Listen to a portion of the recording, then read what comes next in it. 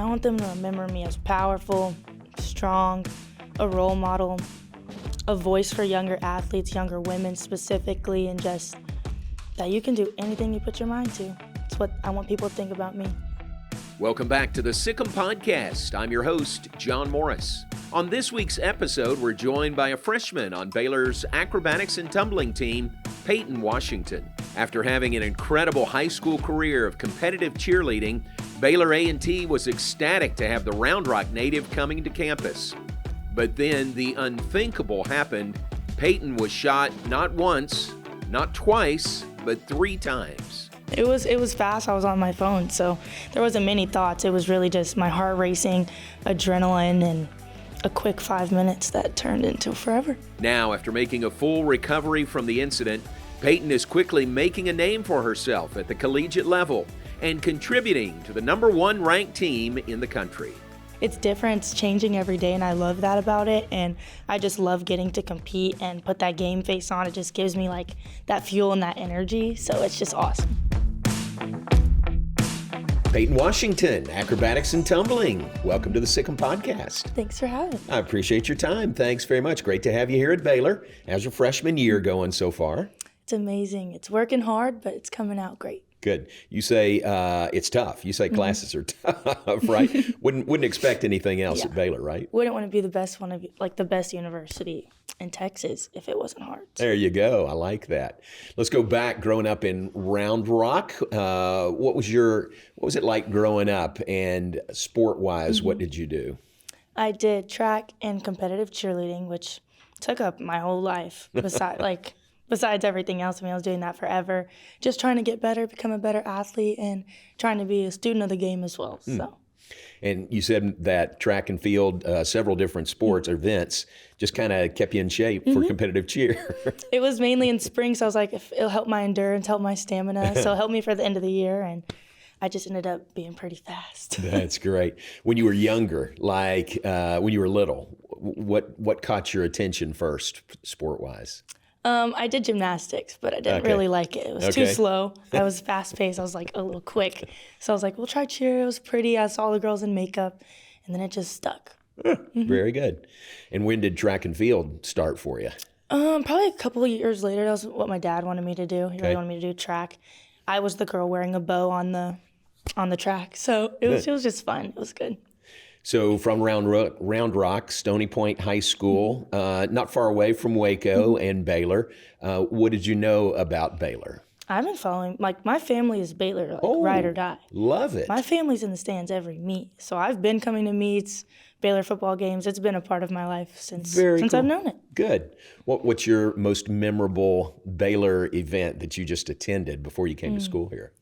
It was probably Natty's at Baylor a couple years ago. Yeah. I came when it was here. So good one. Very good. So would it be safe to say you were heading to Baylor for a while now? I didn't know it, but yeah. Right. When did you start focusing on competitive cheer, and what was that like starting out? At first it was just fun, and then I was at a small gym, so we didn't know it was going to be as competitive as it was. But then once we got to a high enough level, we're like, we need to make a move, go somewhere bigger so we can really expand on our talents and get better. So that's when I moved to a bigger gym, and that's where it really all started. The small gym, was that in Round Rock or Austin? That was in Austin. Yeah. Austin. But then when you went to the bigger gym, is that the one in Houston? Yes. Okay, you're living in Round Rock. You're going to high school in Round Rock, and then you're going to a gym to train in Houston? Yep. What was that schedule like for you? It was Monday, Wednesday, and Fridays, or if we had extra practices on a Saturday or Tuesday, it would be 6 a.m. track practice, go to school for that 8-9 hour day, and then directly from school, go straight to cheer, do our homework in the car, practice, and then come home around 1 a.m. is when I get home and do the same thing. Oh, my goodness. Wow. And you did that for how long? Around 8 years. 8 years. A lot of miles on the car and a lot of late nights. Yeah. You're dedicated. Oh, yeah. I mean, you were dedicated, and your parent, your mom was dedicated too, right? For about half the time, it was our parents driving us. Right, right. You get to a point when you were driving yourself finally? Yes. Finally, we got old enough where we all could just drive each other. Was it just you, or was it somebody else with you? No, it was going to Houston. Every year. It was a different group of people. We had a Okay. different carpool every year. 'Cause Gotcha. We'd have graduates, and then we'd have new people come into the carpool. What was the name of the gym where you trained in Houston? Woodlands Elite Cheer Company. Okay. Shout out Woodlands Elite Cheer Company. And what's that like? I mean, when you go down there and you train, how intense is that? What's that like for you? I mean, it's really intense. It was 7:30 to 9:30 practice at night. Not really many water breaks because we're doing full outs, we're practicing hard, sections, anything you can think of to be able to score the highest we can. And unlike acro, it was doing that same full out every single practice, trying to change it and trying to make it the best so we could win. So your high school career, let me read some of these accomplishments, all right? 4 varsity All-Americans, 10-time NCAA champion, 3-time majors champion, a pole vault record. Was that like a school pole vault record? It was for fun. Just for fun. And student council president on top of that. You were one busy girl. Yeah, I did a lot. What's it like when I guess you just get used to that schedule, you're doing so much, and did it become normal for you? I don't know what I would do if it wasn't that fast. Summers are really boring for me. What would you do in the summer? Would you Just try to work out and chill work or and trying to keep myself busy before August comes around. Right, and then it all starts again in August. What about acrobatics and tumbling? I've learned from Coach Fee that the team comes from a lot of different disciplines. Explain how what you did, competitive cheer, how that feeds into and works so well with acrobatics and tumbling. With competitive cheer, and I also did school cheer, I was used to tumbling. I've done it on dead mat before, so that wasn't such a huge adjustment. I've done it before, and I've also been on a team with 30 other girls before. So unlike gymnastics or acrobatics gymnastics and it being individual, I was used to that team, being around a team and that team culture. So that definitely helped translate into acrobatics. Gotcha. What was the adjustment? What was the area that was the biggest adjustment for you? Probably the technique and execution of it all. Cheer, it was kind of just chunk it, hope you land, and you win, you look, smile, and you look pretty. But here it's all about being very meticulous and executing in the points that you need to get the highest score. Good. When you start getting recruited by Baylor, who made the first contact with you? Ooh, probably Coach Rowell. Coach Rao, Kelsey Rao. Very nice. And what was that like? What's the initial conversation like? It's just like, hey, we're just letting you know we're interested in you. Maybe send us some videos, or just you want to talk, you want to chat, just let us know. It's kind of how it was, and that's how it started. That's good. And like you said, you'd grown up coming to Baylor events, so you knew, I mean, Baylor, to be honest, the gold standard in acrobatics and tumbling, and now they're recruiting you. That's got to be nice. I was already doing clinics when I was 8 years old. I have pictures with the coaches, with different athletes. I have a Baylor sports bra before I got here. Nice. That is great. You were coming to Baylor one way or the other. When do you remember your first meeting or conversation with Coach Fee? Oh, it's Coach Fee. I don't know. I was probably scared of her in the beginning. I mean, me too. But you get over that pretty quick. Oh, yeah. Yeah. And how great is she? She's amazing. She's a perfect person. Right. She's a perfect coach. Yeah, she really is.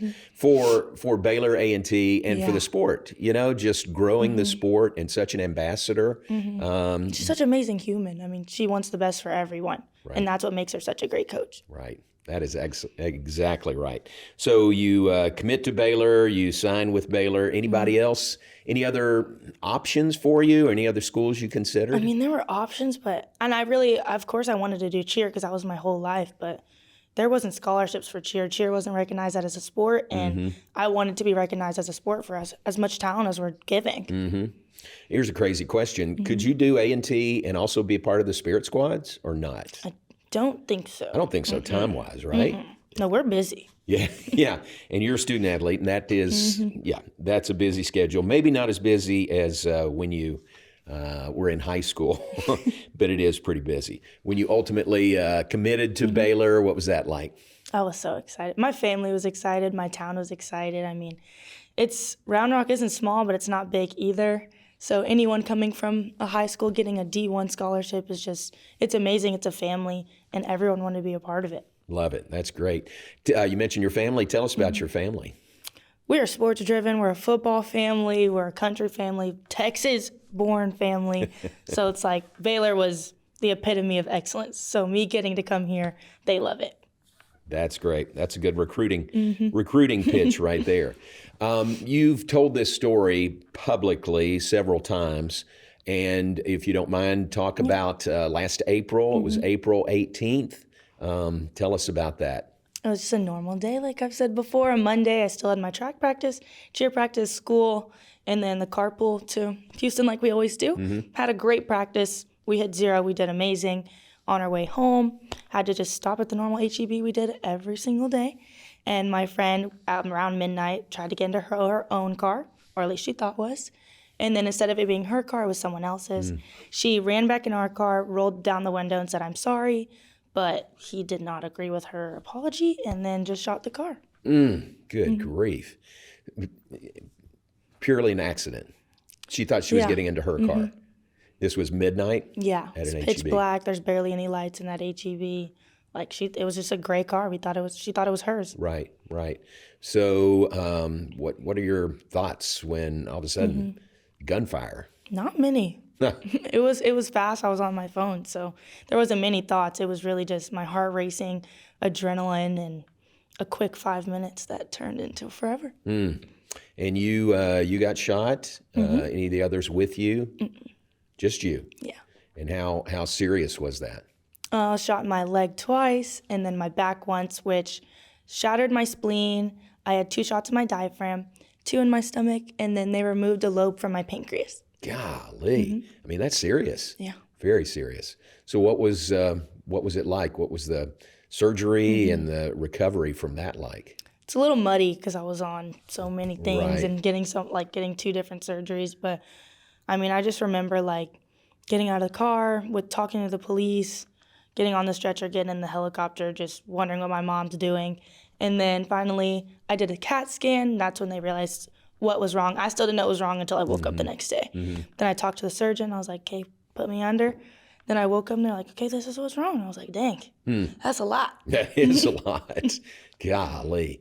And so you had to have the surgeries, and then I guess the rehab time from that was a long time, was it? It wasn't that long, but it felt like Really? a really Yeah. long time. Well, for somebody that was going as much as you were, Yeah. and then everything Having to stop. stops. Yeah. How'd you handle that?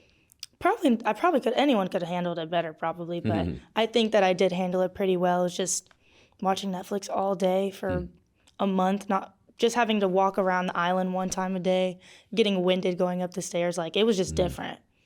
You were in such great shape, and then all of a sudden it was hard to walk up Yep. a flight of steps. Yeah. Wow. The guy that shot you, I guess he was apprehended pretty quickly. I think so. I think it was like right after, like the day after they got him. I Gotcha. think. Gotcha. But he's not in prison now. Gotcha.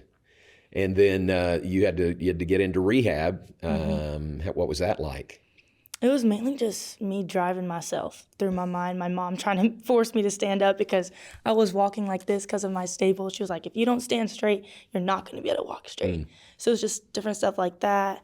Going to a prom in a wheelchair, just trying to fight every day. I know it was going to be different, but I did it and I'm here. Not the way you pictured going to the prom, right? No, still looked great. I bet you did.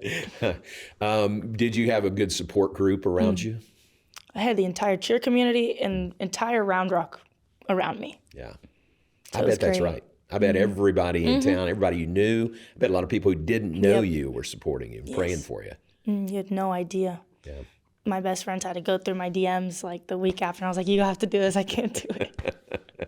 How physically, how was the rehab process? That had to have been It tough. hurt so bad. Like trying to teach myself like to eat was really, really difficult. Just walking, had to use a step stool to get into my bed. Standing in the shower, that was horrible. Just different things like that you wouldn't have thought of to be painful. So it was weird. Couldn't even put my own clothes on for a while. It was just difficult.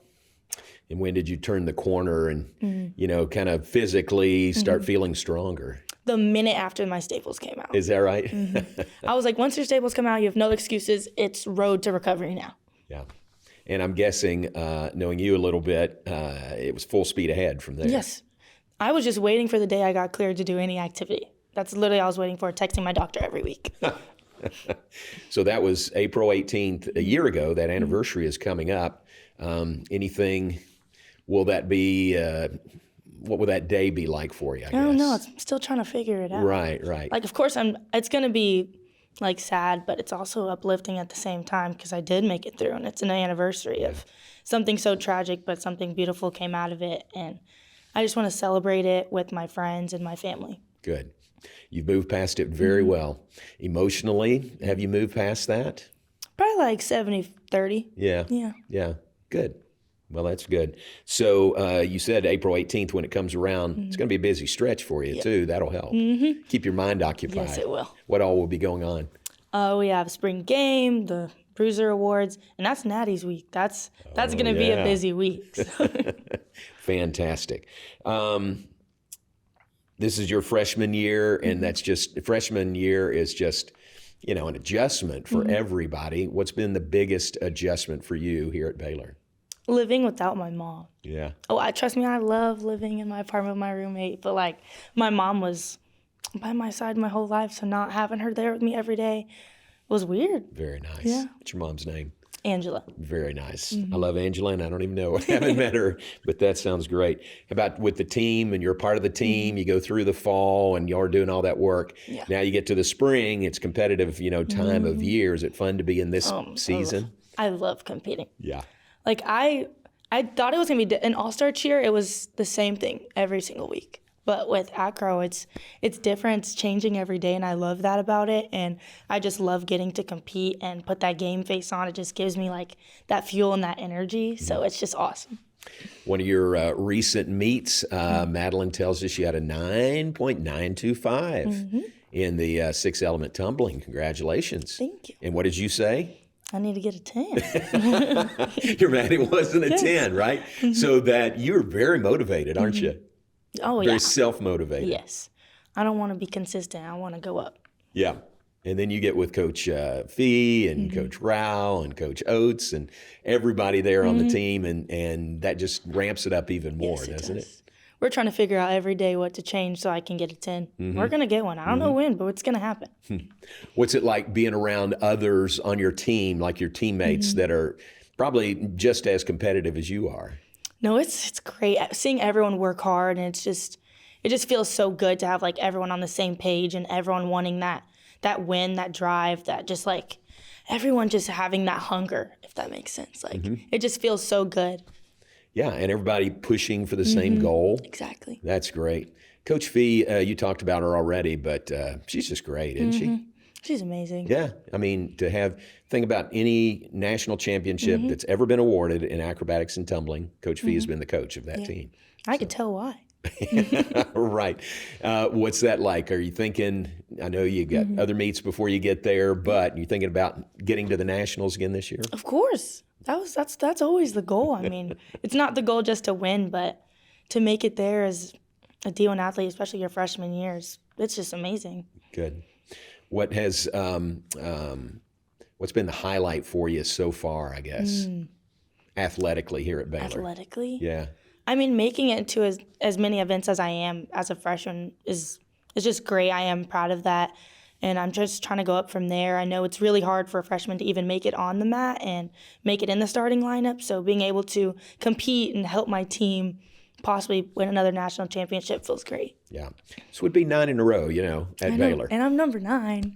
That's right. Number 9 for number 9. That's great. The number 9 has significance in the program, doesn't it? Yes, it does. Who else wore 9? Ashley wore number 9, and Cam Kitchens wore number 9. Cam Kitchens, Ashley Eckelberger, who works with us on the TV broadcast now. So that's kind of, I mean, they probably just don't give number 9 to anybody. I'd hope not. That's really cool. What about the sport of A&T overall? We talked about Coach Fee, how she is such an ambassador and helps it to grow. It's got to be fun to be a part of a sport that is really on an upward trajectory. It just feels nice to be considered a sport at all, and like our talents and our dedication being like shown, and it's like, you know what I mean? All these women working so hard and collectively coming together to make a beautiful sport and be able to compete at the collegiate level it's amazing. Yeah, it's very well said. Yeah. What if there was no A&T, what would you be doing right now? Probably cheering for the football team. Cheering, yep. And then you'd have a lot of spare time on your hands. Yes, I would. Not that the spirit squads don't work hard. They do. They work very hard. Yeah. But you would probably find something else. Track, maybe? Maybe. Yeah. Not at Baylor. It wasn't good enough for Baylor. Right. You would have found something to fill your time. What are you majoring in? Pre-business, that's my goal. All right. Very good. What would you like to do with that after school? Goals, anything sales, but specifically medical sales. Okay. Very good. That sounds good. And your classes, we already talked about, they're challenging. Yes, they are. Good. They are challenging, but they're good. They make me better. Yeah. What's one aspect of Baylor campus, anything athletically, academically, that you've learned and you really like that you didn't know about when you came, before you came? That's good. I mean, I've always had my faith and I've always had God, but I just love how much Baylor puts into it, especially into the students and letting everyone share their faith and just coming together really as a big family. It's a big school, but really all of us sharing the same values just feels great. Yeah, it's real, isn't it? Mm-hmm. Very cool. Very good. Did your faith help you after you were shot and you got through that? Mm-hmm. I prayed the minute after. I was like, please, God, help me through. Wow. But yeah, that was a big part of it. Very good. Well, you're just a freshman. You got a long career ahead of you here at Baylor. But think about this. When your time at Baylor is done, how would you like for people to remember Payton Washington? I want them to remember me as powerful, strong, a role model, a voice for younger athletes, younger women specifically, and just that you can do anything you put your mind to. It's what I want people to think about me. That's great. Very good. Great to visit with you. I appreciate it. Of course, thank you. Thanks again for joining us on the Sic Em Podcast, a sport and story production. If you enjoyed this conversation with Payton Washington, head over to BaylorPlus.com or the official Baylor Athletics YouTube channel where you can watch the premium video version of this podcast. Be sure to subscribe to the show wherever you get your podcasts, leave a review, and tell your friends about us. I'm your host, John Morris, and I hope you'll join us next week on another edition of the Sic Em Podcast.